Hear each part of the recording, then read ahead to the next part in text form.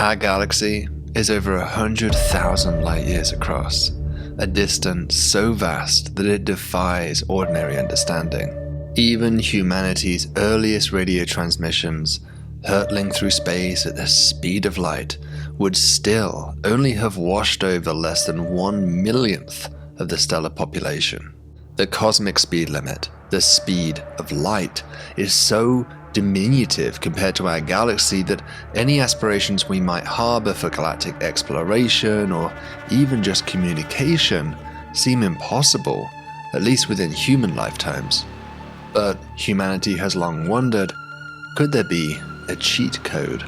Could there be a way to exceed that cosmic speed limit? Could we go faster than light? FTL. There is no other technology that I so keenly wish could be realized than FTL.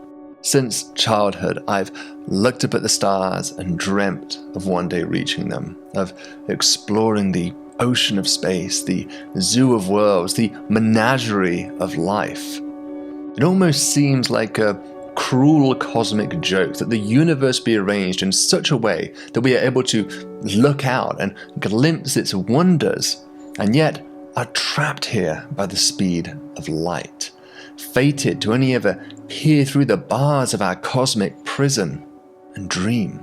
And so, it's no surprise that human ingenuity and aspiration has raged against Einstein's cosmic speed limit. After all, we've never been so good at doing what we're told. To be clear though, we currently have no way of building or even conceiving of a practical FTL system, be it for travel or just for communication. But there are threads that physicists pull at that it is hoped one day might bear fruit. For example, we know that Einstein's speed limit only truly applies to travel through space, but that space itself has no such constraint. For this reason, there are parts of the universe receding away from us faster than the speed of light, as the fabric of the cosmos itself expands in all directions.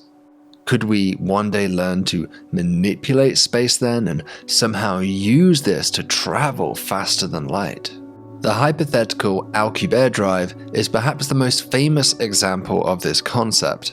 Inspired by Star Trek's warp drive, Miguel Alcubierre showed that there exists a solution within Einstein's relativistic field equations that, in principle, could allow FTL. By expanding space behind itself and contracting it ahead, a bubble of space could cruise between the stars at arbitrarily fast speeds. The idea has certainly faced many challenges though, such as requiring the use of exotic matter, enormous energy requirements, and even obliterating the destination through the buildup of radiation gathered up by the bubble. Yet, optimists might argue that none of these are truly showstoppers, merely engineering challenges. A more pressing problem is folding in quantum effects into the Alcubierre drive. In 2009, Finazzi et al. Showed that the warp drive bubble leads to exponentially increasing Hawking radiation on the inside of it.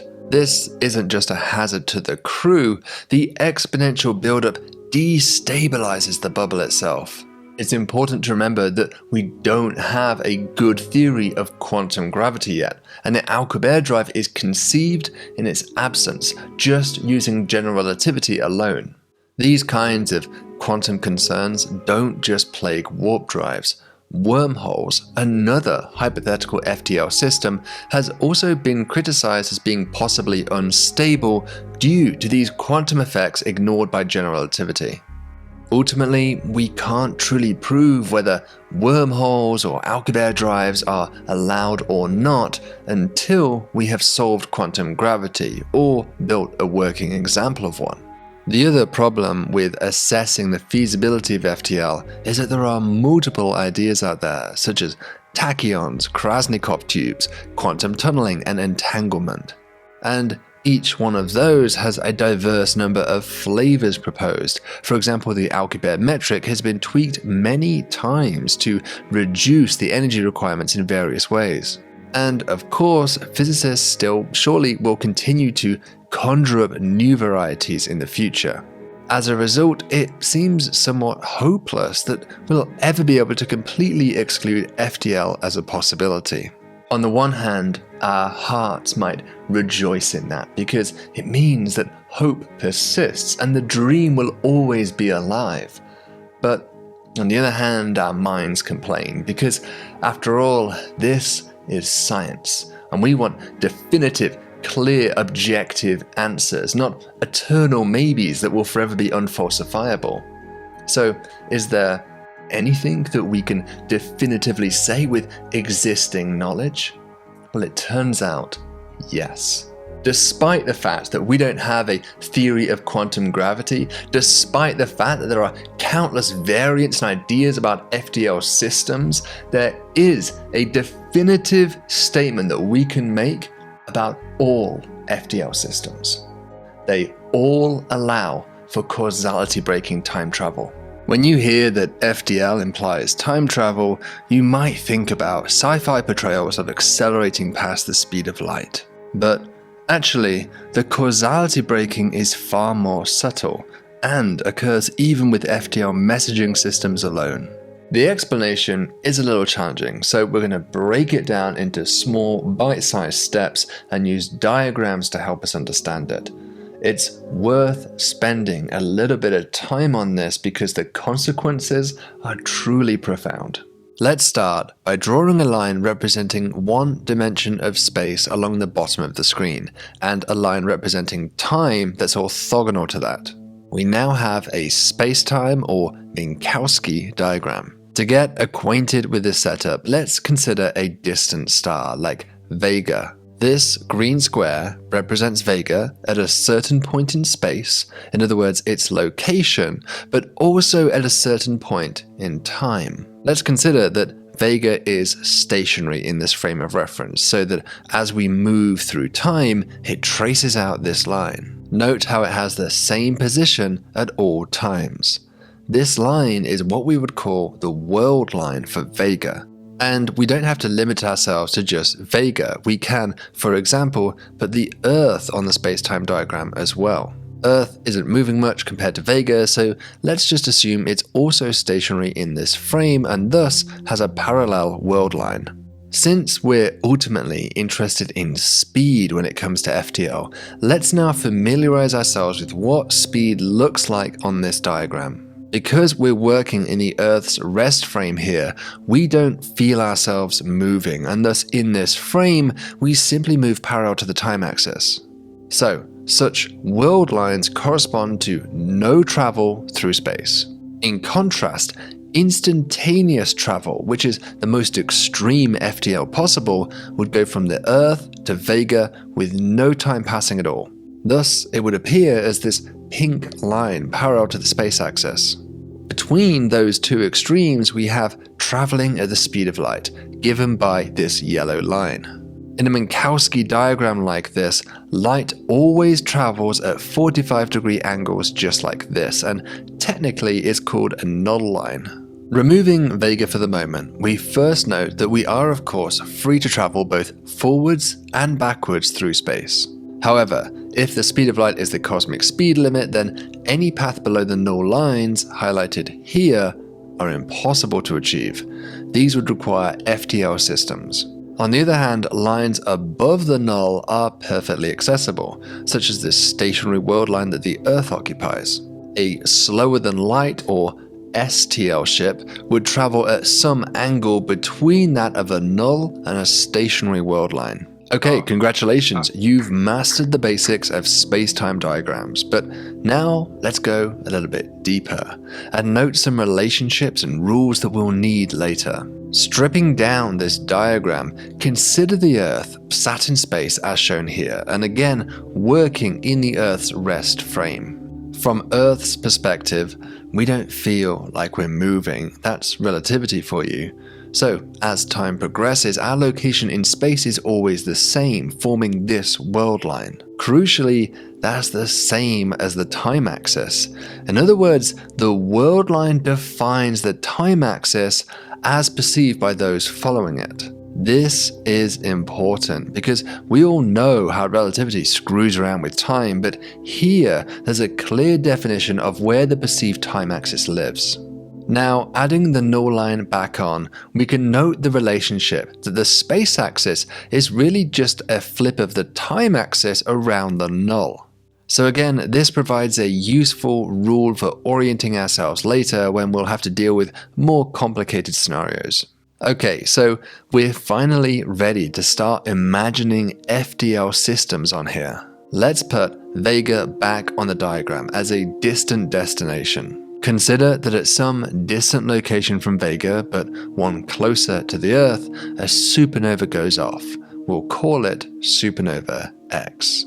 The radiation from the supernova travels at the speed of light and thus follows a null line. Following this path, we can see that Earth sees X first and then Vega, marked by these stars. Now imagine that Earth has an FTL messaging system. As soon as Earth sees X, we decide to send a warning to Vega. Recall that FTL lines fall below the null just like this, so we can see that Vega would learn of X before it actually sees it. Mission accomplished. Now, remember I said earlier that the whole problem with FTL systems comes down to causality, so let's look at the order of events here to see if everything makes sense. For this, we need to work through time from the past to the future and track this sequence that occurs. We can do this by taking a slice through time, a simultaneous moment, and slide it up the screen from bottom to top, noting the sequence of events we see. And remember, I'm in Earth's reference frame here, so the time slices here are time as perceived by Earthlings, although this is also equivalent for Vegans too. So, sliding up the page, we can see that the first event is that supernova X occurs. Sliding further up, we can see that the next event is that Earth sees X and warns Vega. Going further, third, we see that Vega receives the warning. And once more, finally, we see that Vega sees X. Looking at the order, this seems sensible. Cause precedes effect. For example, supernova X happens and then Earth sees X. Similarly, Earth warns Vega, then Vega receives the warning. Okay, so if you stopped the video here and walked away, please don't, you would erroneously conclude that FTL travel is fine. It doesn't break causality, cause precedes effect, there's nothing to worry about. Well, that's because in order to unveil the causality breaking power of FTL, we have to add another ingredient into the mix.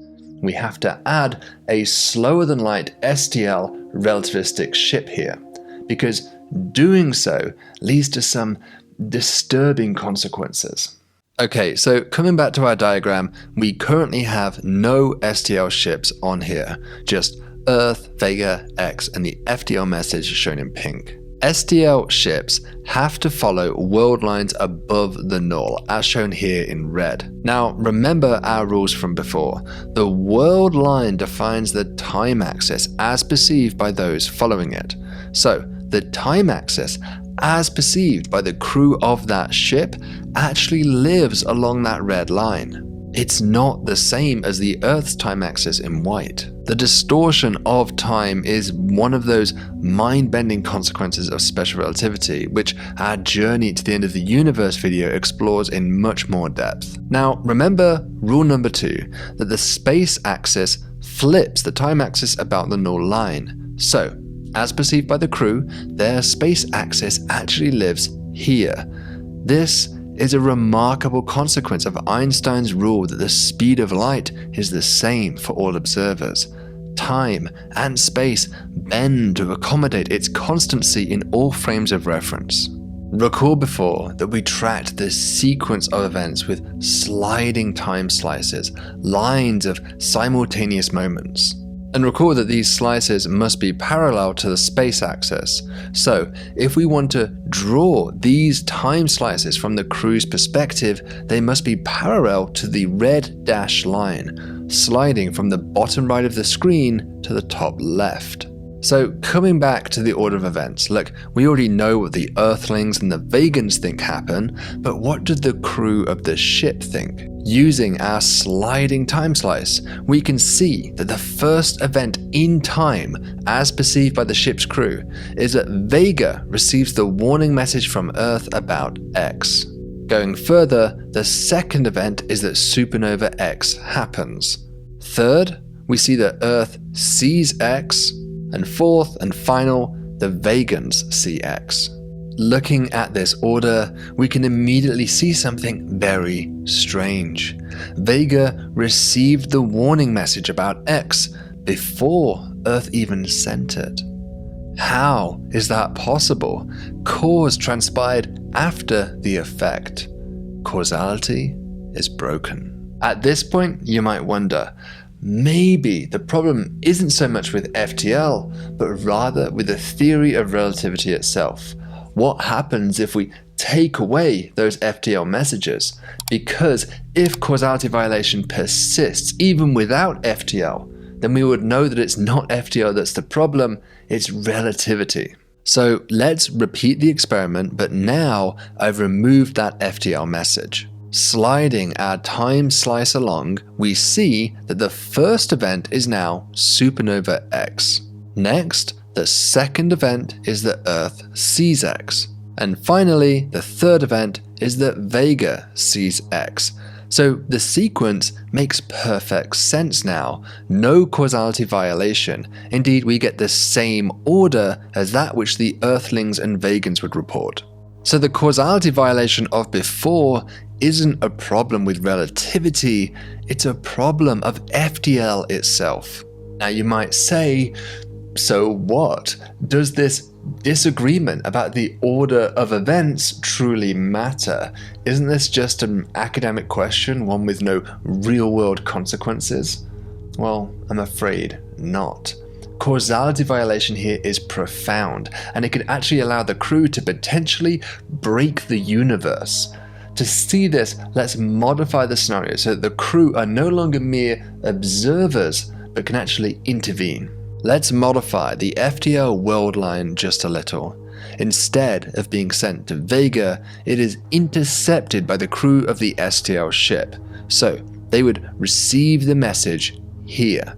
After receiving the message, they decide to send a reply back to Earth using an FTL transmitter that they have on board their ship. For a bit of perverse fun, let's imagine that they send a message back to Earth saying, "Turn off FTL transmitter." Okay, but where does this reply live on this space-time diagram? Bizarrely, it would follow a world line like this. Remember that our entire diagram is cast in Earth's frame of reference, and in this frame, the reply message seems to be traveling backwards through time. And now we see the problem. The reply is received back on Earth before the message was ever sent. So Earth receives a message saying, turn off their transmitter, and so they don't then send a message out subsequently. But if they never send out that message, then the ship will never receive it, and thus it will never reply. And thus Earth should not turn off its transmitters, etc., etc. Like killing our grandfather before we were born, we have set up now a grandfather paradox. Now, you might be wondering, perhaps there's something wrong with the lines that I drew here. The diagram is, after all, getting pretty complicated at this point. To simplify things and really nail this home, let's imagine that our FTL messages are not just faster than light, but they're instantaneous. Modifying this means that the original Earth message must be parallel to the space axis because no time transpires. And similarly, the reply must now be parallel to the STL ship's space axis, the red dashed line. And we can see that this simplified picture leads to exactly the same result, albeit one that's even more extreme. So the causality violation isn't some mere academic issue here, it opens the door to time travel paradoxes. And remember that we didn't assume any particular FTL system here, this applies to them all. Whenever you have an FTL system, you also have a time travel machine, a machine capable of creating paradoxes in time. In one of my personal favorites, we tackled time travel in a previous video along with the paradoxes that it elicits. Physicists despise problems like the grandfather paradox because they undermine the logical underpinnings of our universe, and no good solution exists to resolve them. It was the late Stephen Hawking who posed the most accepted way out. Put simply, time paradoxes are not possible. Hawking's famous chronology protection conjecture suggests that the laws of nature are arranged in such a way that time paradoxes simply cannot happen. Whenever you try, some physical effect will prevent you from achieving that goal. What might this look like for an FTL system then, such as, for example, the Alcubierre drive that we discussed earlier? How is it that Hawking is going to somehow save us here? Well, it turns out that in that case, Hawking himself may have already done so in his previous work. Because recall that one of the problems with the Alcubierre drive is that they generate enormous amounts of radiation inside the bubble. What kind of radiation? Well, it's Hawking radiation. That radiation, in fact, builds up exponentially and rapidly destabilizes the bubble. Crucially, Hawking radiation is a quantum effect, and recall that a unified theory of quantum mechanics and gravity so far eludes us. So even though we don't truly understand how quantum effects and gravity play together, Hawking's chronology protection conjecture essentially argues that it's in that missing knowledge that the answer lies, that one day we will discover a unified theory that neatly explains why time travel paradoxes can never happen, and thus why FTL systems too are not allowed. I promised you something definitive about FTL, and now we have it. Unfettered use of FTL systems can break causality and cause paradoxes. Hawking predicts that such violations are impossible. And so by that logic, does that mean that FTL is in turn impossible? Not quite.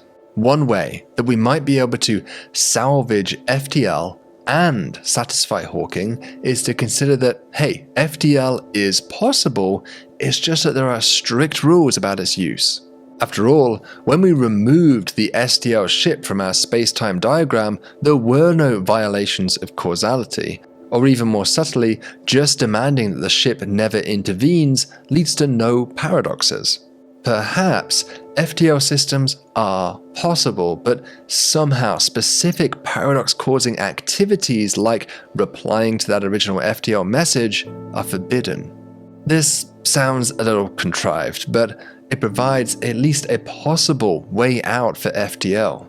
The other option is just to reject Hawking's conjecture outright, to suppose that paradoxes are allowed and deal with the enormously challenging consequences of making sense of the universe with their inclusion.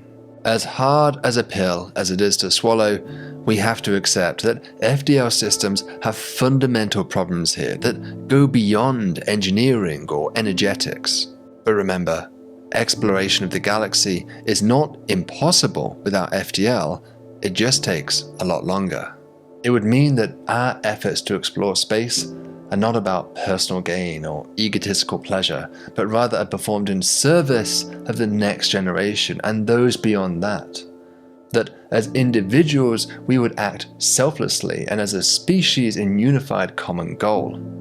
Perhaps then, in the end, no FTL is a blessing in disguise, because it might compel us to work together for the future, for something bigger than ourselves. So, until next time, stay thoughtful and stay curious.